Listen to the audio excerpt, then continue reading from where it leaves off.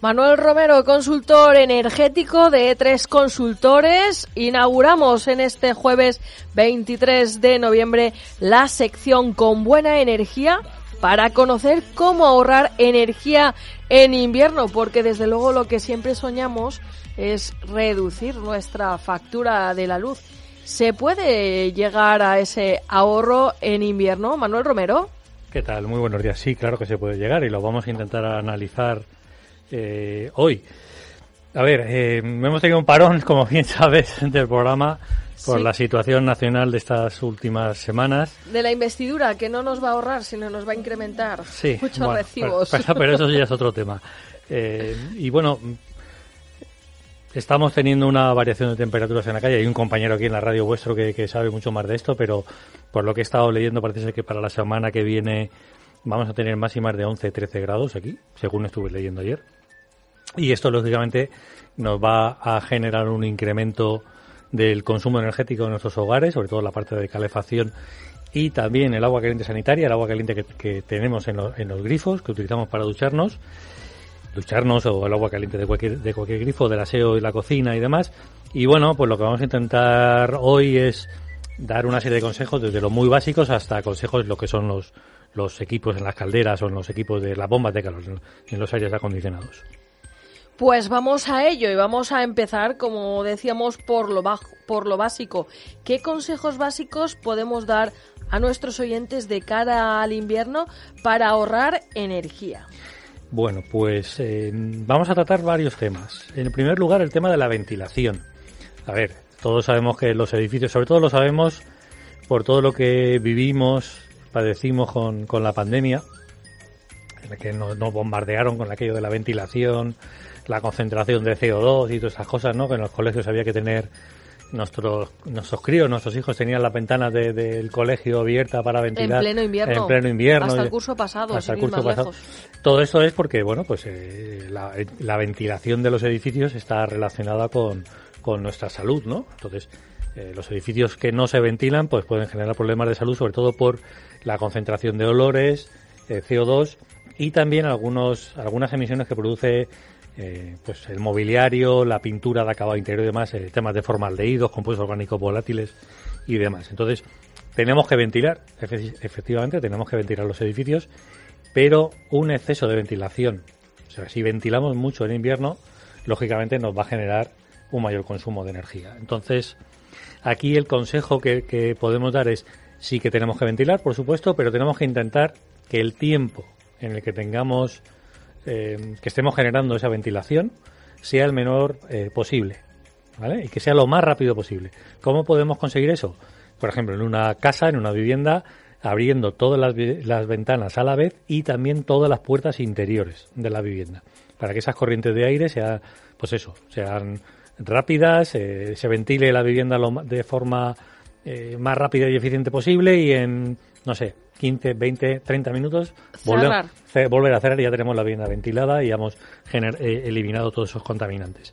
Datos que da el Ministerio sobre esto es que ajustando la ventilación en invierno nos puede ahorrar entre un 15-20% del consumo energético, que no es poco. Otro tema que es parecido a la ventilación, pero no es lo mismo, son infiltraciones de aire o corrientes de aire. Todos sabemos, sobre todo en viviendas antiguas, ¿no? Que tienen típica ventana de madera con cierres, que no cierra bien, o las cajas de persiana y demás. Todos hemos notado, yo por lo menos sí de pequeño notaba ciertas corrientes de aire, ¿no? Cerca de la ventana. Se notan. Las cortinas interiores a veces se mueven, o por donde recoge la cinta de la persiana, por ahí si pones la mano notas esas corrientes de aire. Bueno, pues todas esas corrientes de aire, que el día que sopla más el viento en la calle hay más corrientes de aire, se generan más, pues todas esas corrientes de aire nos van a generar mala sensación, porque en invierno con la corriente de aire la sensación térmica que tenemos es peor, notamos más el frío, por así decirlo, y además nos va a generar un exceso de consumo energético, porque claro, eso entra a baja temperatura y es un aire que tenemos que volver a calentar. Con lo cual aquí lo que aconsejamos es, pues ahora ya esta semana, la semana que viene, ahora ya que empezamos con la época más fría, revisar todos esos cierres de todas esas ventanas, que las ventanas cierren bien, ajustarlos bien. Y oye, lo más básico, que ahora se ve menos, pero yo recuerdo épocas en la tele cuando era más, iba a decir más joven, no, cuando era pequeño. Yo recuerdo incluso anuncios en la televisión de burletes, el típica cinta esta que vendían como una esponjita autoadhesiva que te la vendían para rodear las que estaba muy bien en la tele, pero luego la ponías en la puerta y no muchas puertas no cerraban. Sí, como siempre, las cosas en la tele salen más bonitas, ¿no? Pues eso lo siguen vendiendo en cualquier ferretería, incluso en esas tiendas multiprecios las venden, Oye, pues podemos comprar eso y las faldillas de las propias mosquiteras, que no sabía yo que también se cambiaban de vez en cuando. Sí, correcto. Entonces, a ver, la mejor opción, lógicamente, es cambiar las ventanas, pero ese coste es muy caro. Es un coste alto y no todos podemos asumirlo. Entonces, bueno, pues lo más sencillo es lo que estoy comentando. Otra cosa que podemos hacer, tenemos menos horas de sol, lógicamente, en invierno, pero... Oye, según la orientación de nuestro negocio, de las ventanas de nuestro negocio, de nuestra casa, siempre podemos aprovechar en las horas que está dando el sol en esa fachada, pues levantar las persianas, correr las cortinas y que ese sol nos entre en la vivienda, que es calor gratuito. Hay que llevar cuidado con eso, sobre todo en lo que es la actividad empresarial, porque si estamos en un edificio de oficinas con lo que se denomina con mucha generación de calor interior, con mucha actividad dentro del edificio, este exceso de calor puede ser contradictorio, puede ser contraproducente. Entonces hay que llevar cuidado con eso. Pero en general en una vivienda, oye, pues aprovechar las horas centrales del día para levantar persianas, correr cortinas y que nos entre el sol. Y ya cuando se nos va el sol, bajar persianas y demás para evitar reducir esas pérdidas. Y para terminar este bloque, que es un poco largo, pero creo que son consejos básicos e interesantes, no tenemos que olvidarnos del stand-by, del consumo fantasma eléctrico. Seguramente muchos de los oyentes tendrán en el aseo de sus casas y demás son esos calefactores eléctricos que venden en cualquier tienda de electrodomésticos pequeñitos, que los ponemos en marcha cuando nos vamos a duchar o cuando estamos en el aseo. Normalmente van con un mando a distancia. Entonces, bueno, pues si no apagamos desde una regleta o desde un interruptor, sino que lo apagamos desde el mando, hay un consumo fantasma, que viene a ser entre 30 y 40 vatios. Eso multipliquémoslo por las horas, que no es despreciable. Después el tema de la iluminación. Como he comentado antes, tenemos menos horas de sol, con lo cual vamos a aumentar el consumo por iluminación, porque la vamos a tener más tiempo encendida. Pues aquí lo recomendable, si no lo hemos hecho ya, es que aprovechemos para cambiar las lámparas que tenemos, por bajo consumo o incluso LED, que ahora ya los precios que tenemos son mucho más bajos y adecuados al mercado, porque claro. Antes un Donline o un ojo de buey te podía costar 20-40 euros fácilmente. Sí, pero esto es como todo, cuando empieza una tecnología en el mercado, pues salen los precios más caros y ya cuando hay mucha más oferta de muchas más empresas, se estabiliza, ¿no? Y bajan los precios. Pues aprovechemos para cambiar eso. Tenemos que pensar que, por ejemplo, el típico ojo de buey, las dicroicas, los ojos de buey, cada una de esas lamparitas, la tecnología antigua, son 50 vatios, una sola lámpara son 50 vatios, más los 12. Más la reactancia que lleva cada lamparita, que son otros 12-15, o sea, te vas a cada punto de luz, cada dicroica, cada ojo de buey, te vas a 65 vatios. O sea, en una habitación que puedes tener 3, 4, 5, pues ahora te vas a tecnología LED del mismo tamaño, o sea, que quitas la lámpara, quitas las reactancias y pones la nueva que va a 220 directamente. Tú decías 12, pero hay de 6, de 7 vatios, o sea, que es ridículo. Ese consumo va a ser muy, muy pequeño.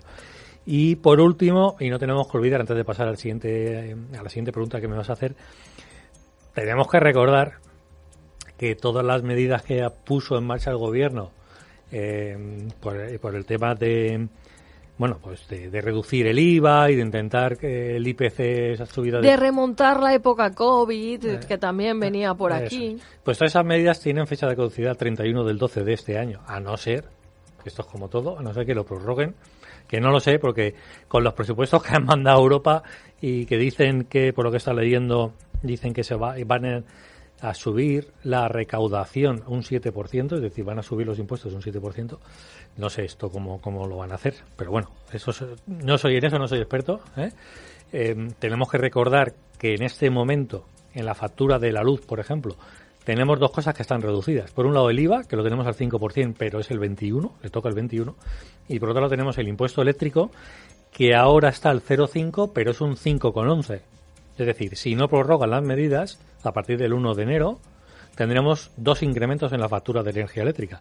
Pues es la noticia que tenemos por tu parte, pero desde luego por parte del Gobierno y por parte de ninguna entidad hemos recibido que esas medidas se van a prorrogar, al menos por el momento. Sí que es verdad que en la sesión de investidura prometieron bajar ciertos IVAs de los alimentos y de productos de consumo básico, pero tampoco han dicho cuáles. De eso no, los energéticos no han dicho absolutamente nada. Y mira que son básicos, ¿eh? Sí. Porque todo el mundo tiene que consumir energía, o sea que al final, evidentemente. Final. Bueno, Manuel, ante todo esto que has dicho, a mí se me vienen a la cabeza varias dudas. El calentador o la encimera, la vitrocerámica. Evidentemente, si es vitrocerámica es de luz, pero podemos optar por la luz o el gas, tanto en el calentador como en la encimera. Tal como están los precios del mercado, ¿cuál es la energía que más nos podría convenir? A ver, yo sigo insistiendo. En la parte eléctrica, a día de hoy, sigue siendo más barato estar en el mercado regulado, en el PVPC. Sigue siendo más barato. Lo hemos comentado muchas veces. Estamos hablando que los fines de semana el precio está en 0,002. O sea, es que está muy, muy, muy, muy bajo respecto al mercado libre. Lo que se llamaba antiguamente la TUR en energía eléctrica. Y en el gas, que esto ya lo comentamos en el programa anterior, sigue siendo más barato, como del orden de... O sea, el mercado libre es el doble de la TUR en gas. Con lo cual sigue siendo más barato estar con el mercado... No, el gas... Estar en la TUR. Que lo hablamos la última vez. Que lo hablamos la última vez. Que solo hay en este momento 4 compañías que ofrezcan la TUR en gas. A ver, ¿qué es más barato, la vitrocerámica o la encimera de gas o el butano? También depende de si es... estamos hablando de la encimera, de que lo utilizamos para hacer alimentos. No creo que nuestro mayor consumo de la vivienda sea ese, porque estamos un poco tiempo con ese aparato en funcionamiento, bien sea gas o eléctrico. Entonces no creo que nuestro problema sea ese.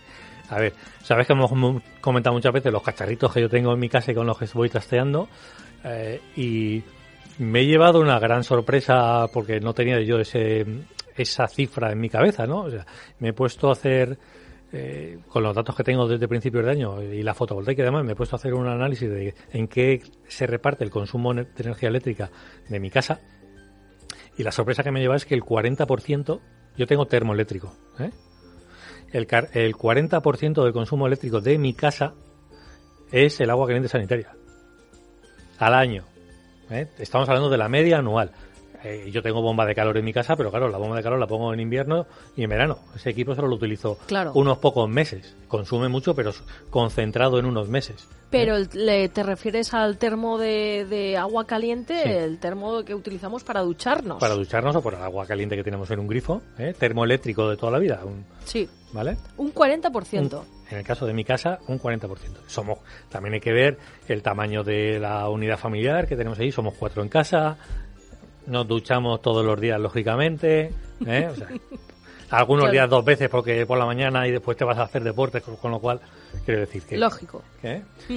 Y para ahorrar, por ejemplo, en el termo de agua caliente, ¿se podría apagar el tiempo que no estamos en casa? ¿O solo sería factible solo encenderlo en el momento que nos vamos a duchar?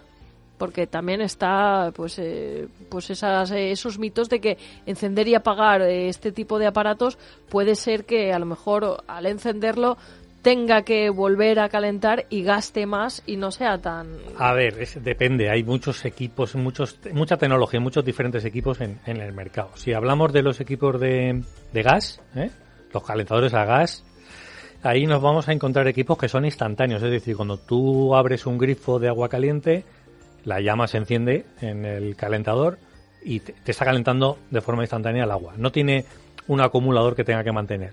Con lo cual, si tienes un calentador de gas, ese solo se va a arrancar cuando tú abres el grifo. No vas a tener más consumo. En el caso de los termos eléctricos llevan un acumulador de agua, no son instantáneos. Entonces, claro, ese acumulador, la máquina se regula ella sola con un termostato y cuando detecta que el agua acumulada, aunque tú no abras los grifos, el agua acumulada en ese depósito baja de temperatura, arranca la resistencia. Y aquí hay que llevar cuidado porque... A lo mejor me estoy dando muchos detalles técnicos, pero un poco para que tengamos esa idea. Hay que llevar cuidado porque en el mercado hay equipos que si tú los apagas directamente, tienes el interruptor y lo apagas, y a las 5 horas lo enciendes del interruptor, lo que hace el equipo es un ciclo de... lleva el acumulador a alta temperatura para hacer un ciclo de tratamiento de antilegénela. Entonces, claro, en ese tratamiento, que lo hacen cuando tú lo enciendes de la regleta, él detecta que es la primera vez y ¡pum! Y se pone a ese tratamiento a alta temperatura, va a estar mucho tiempo y va a consumir mucha energía. Entonces, depende de si tenemos un equipo que tenga ese tratamiento de fábrica o no, es interesante apagarlo las horas por la noche, por ejemplo, o no. Porque si lo apagamos por la noche y se enciende a las 5 de la mañana, lo programamos para que se encienda a las 5, a lo mejor hace el ciclo antilegénela y nos va a hacer un mayor consumo. Hay que llevar ahí cuidado. También en el mercado tenemos termos eléctricos instantáneos. No llevan acumulación, son instantáneos, como los de gas. El tema que tienen estos es que tienen mucha potencia.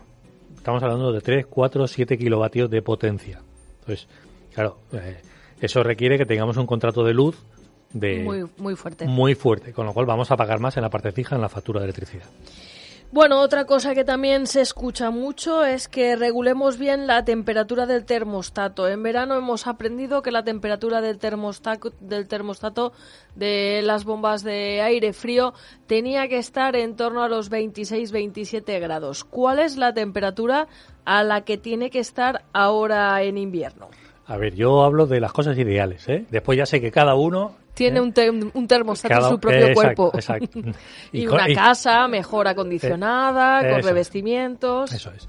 A ver, el consejo es situarlo entre 19 y 21 grados. O sea, 20 grados.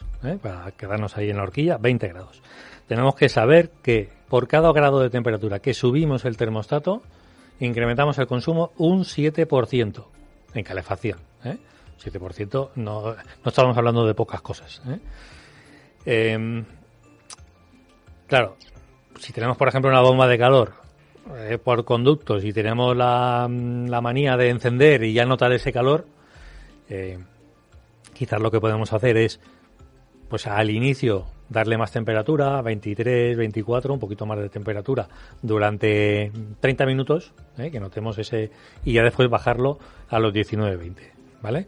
Ya sé que cada uno tiene su regulación y demás. Conozco a gente que en invierno lo pone a 28 o 30 grados porque prefieren ir en mangas de camisa por su casa. Entonces, bueno, yo creo que tenemos que evitar estas cosas. Conocimiento. Claro, todos usamos una bata en casa y no pasa absolutamente nada y ya está. Y estamos en invierno y no tenemos por qué estar en manga corta. Exactamente. Y por ejemplo, cuando nos vamos a dormir, pues no es necesario tener la máquina de aire acondicionado en funcionamiento, lo podemos apagar. Bueno, ¿cómo funciona una caldera o un calentador de gas? A ver, por hacerlo muy sencillo, ¿no? La explicación, lo que hace una caldera o un calentador es coger una cantidad del combustible que emplee, gas natural, butano, propano, el combustible que emplee, coge una cantidad de ese combustible, lo mezcla con aire y lo prende fuego, lo quema, ¿vale? Al prenderlo fuego está generando calor y con ese calor, dentro de lo que es la caldera, hay un serpentín, una tubería, por así decirlo, enrollada por donde hacemos pasar el agua. Entonces esa llama está generando ese calor en el ambiente y ese calor se cede a ese agua que está pasando por esa tubería y así calentamos el agua, ¿vale? Esto es una forma no muy técnica, sencilla de explicar cómo hay más mecanismos en el interior, pero tampoco quiero complicar la explicación. Lógicamente estamos quemando un combustible, se están generando unos productos de combustión, un humo, y tenemos una chimenea por donde estamos eliminando, tirándose ese humo a la calle. Y con ese humo que está caliente perdemos energía.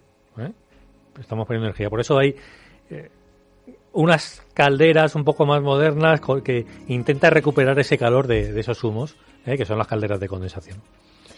Bueno, en cuanto a los consejos que podrías dar para que la calefacción de los radiadores con agua, con calderas, fueran más eficientes, porque este tipo de calderas se pueden convertir a la energía solar o tienen que seguir funcionando con el gas natural. A ver, siempre tenemos que tener, siempre que tengamos una caldera, siempre, o sea, no podemos eliminar, por mucho que tengamos unas placas solares térmicas, de producción de agua caliente, no podemos eliminar lo que se llama como equipo de apoyo. O sea, el termoeléctrico, la caldera, no la podemos eliminar.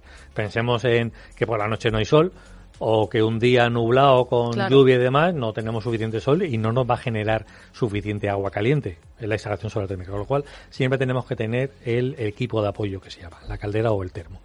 Con lo cual, no vamos a poder sustituir con la energía solar térmica, pero sí que nos puede dar una cobertura, una producción de energía a coste cero muy importante que se puede situar fácilmente en un 80% de nuestras necesidades. A ver, no es lo mismo que vivamos en un bloque de viviendas y queremos poner la instalación en un edificio donde ya vivimos desde hace tiempo y solo es para una vivienda. Estas instalaciones son un poco más complejas que la fotovoltaica, que bajar tuberías de agua, subir agua, es más complejo. No es lo mismo que vivamos ahí o que vivamos en una unifamiliar, bien en la ciudad o bien en una pedanía o en el Camp de Él, que ahí va a ser una unifamiliar mucho más sencillo este tipo de instalaciones. Por aquí también nos preguntan que si poner un ventilador cerca de una fuente de calor es bueno. Las corrientes de aire en invierno no son buenas. Tenemos que pensar que lo que va a hacer la corriente de aire es el cuerpo humano está emitiendo calor, emitimos calor, y lo que hace una corriente de aire es arrastrar ese calor que emitimos. Claro, si tenemos la corriente de aire, cuando pasa por nuestro cuerpo, arrastra más cantidad de calor. Lo estoy diciendo de forma bruta, pero para que se me entienda, arrastra más cantidad de calor y nuestra sensación térmica empeora. En invierno, por tanto, no es aconsejable las corrientes de aire, poner ese ventilador. En verano sí, porque nuestro cuerpo tiene exceso de calor y todo lo que sea que se lleve ese calor en la corriente de aire. Esa corriente viene bien. En verano sí, pero en invierno no. ¿Vale? Bueno, en cuanto a las calderas, estábamos hablando antes de que nos tenemos que fijar cuando compramos un termo eléctrico. Ahora vamos a hablar de en qué nos tenemos que fijar cuando vamos a comprar una caldera. ¿Qué características, tipos o qué es lo que tenemos que revisar y tener en cuenta para que evidentemente tengamos una eficiencia energética en este tipo de aparato que evidentemente durante el invierno lo vamos a explotar bien? Sí, bueno, hay que lo más sencillo es buscar aquella caldera, aquel calentador que en la ficha técnica nos dé el mayor rendimiento. Eso bien, en cualquier ficha técnica que podemos ver en cualquier tienda de electrodomésticos o por internet, va a haber un dato en esa ficha técnica, aparte de la potencia y demás, va a haber un dato que es rendimiento nominal, y ahí lo que tenemos que buscar es que el número sea lo más grande posible. En las calderas y calentadores va en porcentaje, con lo cual vamos a ver 93%, 94%, 98%. Tenemos que buscar, coger aquella caldera que tenga ese numerito lo más grande posible. Por así decirlo, tenemos dos tecnologías, las calderas atmosféricas y las calderas estancas. Las atmosféricas, para que se me entienda, son aquellas calderas que las miramos y la miramos desde fuera, vemos que tiene como una pequeña ventanita y se ve la llama directamente, en muchas casas estaban, sí. ¿Vale? Esas calderas desde el año 2010 están prohibidas porque lo que hacen esas calderas es coger el aire del recinto en el que están y en algunos casos pueden generar problemas de intoxicación.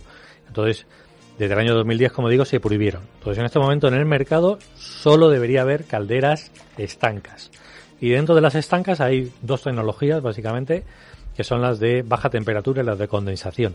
Antes hablaba que en una caldera perdemos parte del calor por la chimenea, por ese humo que tiramos por la chimenea que está caliente. Lo que hacen las calderas de condensación es coger ese humo, volverlo a pasar por la cámara de combustión por la caldera y recuperar ese calor, reutilizarlo.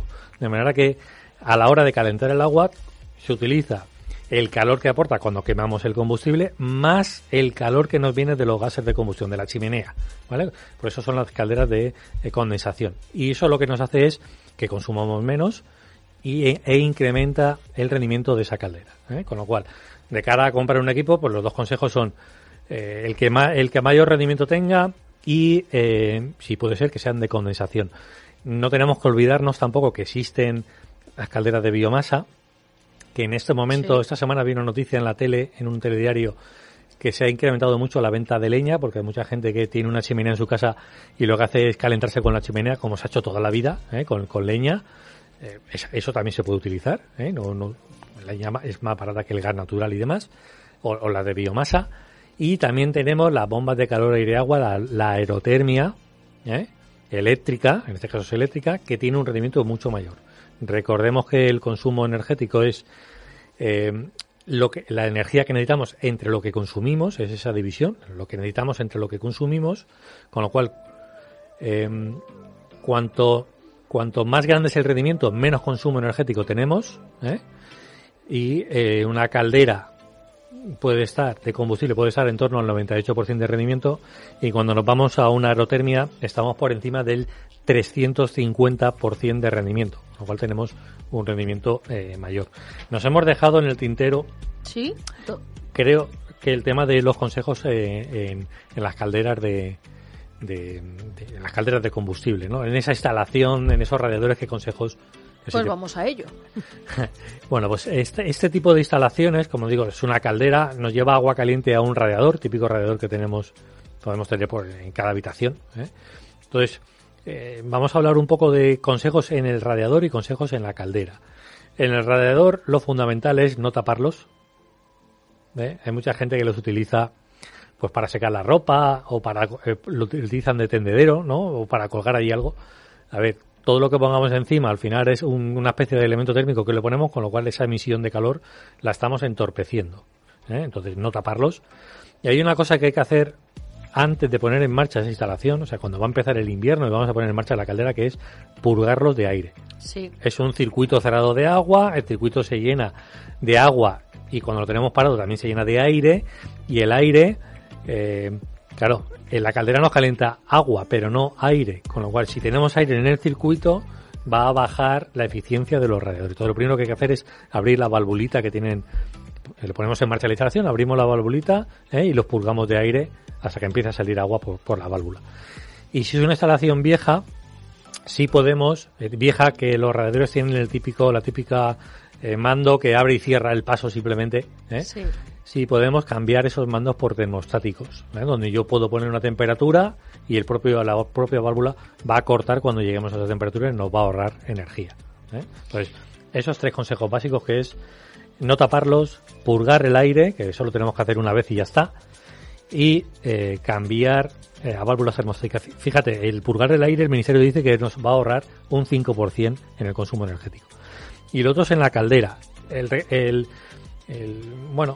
consejo fundamental en el tema de la caldera es que hagamos el mantenimiento que toca, que normalmente con la compañía que nos suministra el gas se suele tener contratado ese mantenimiento, que hagamos el mantenimiento, sobre todo porque las calderas pues pierden regulación, y si el quemador, la llama, está mal regulada, pues va a generar un exceso de consumo y nos va a generar problemas. Entonces, cuando viene el técnico de mantenimiento, va a hacer con un cacharro va a hacer un análisis de los gases de combustión, va a ver si está todo bien regulado, y si no, lo va a regular. Eso no lo va a hacer normalmente una vez cada 2 años o una vez al año, según el contrato. Y bueno, pues eso. Y nos va a dar un informe con ese resultado de ese mantenimiento. Eso hay que hacerlo, como digo, por lo menos una vez cada 2 años. Pues ahí quedan esos consejos, y vamos también con esos consejos para los que no tienen caldera pero tienen una bomba de calor. Sí, esto es muy habitual en el Levante, que tener en nuestras casas o en las empresas. No tenemos caldera con radiadores y tenemos la típica máquina frigorífica, la climatización por aire con bomba de calor. Y si antes te hablaba de los radiadores, de no tapar los radiadores por agua, aquí el consejo viene en las rejillas, por donde sale el aire. Tenemos que pensar que el aire caliente tiende a ir hacia arriba.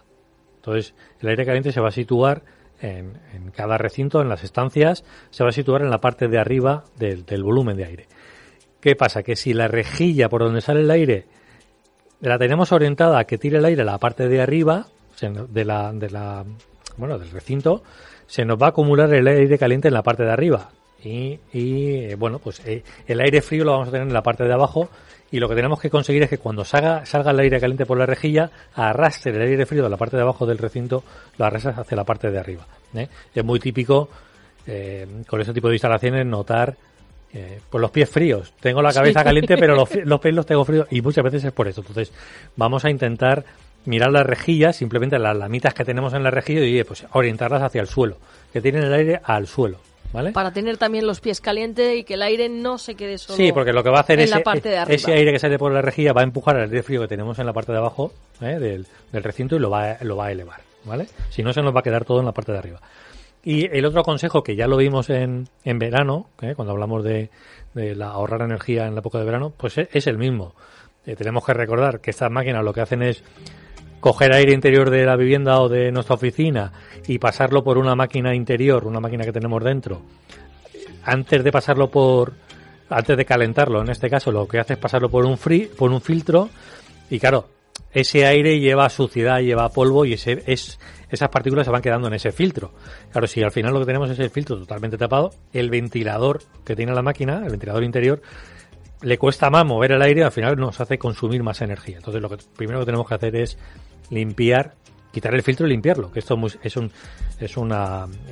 es muy sencillo. Y recordar también el tema de la regulación de temperaturas, por cada grado del termostato vamos a incrementar un 7% del consumo energético.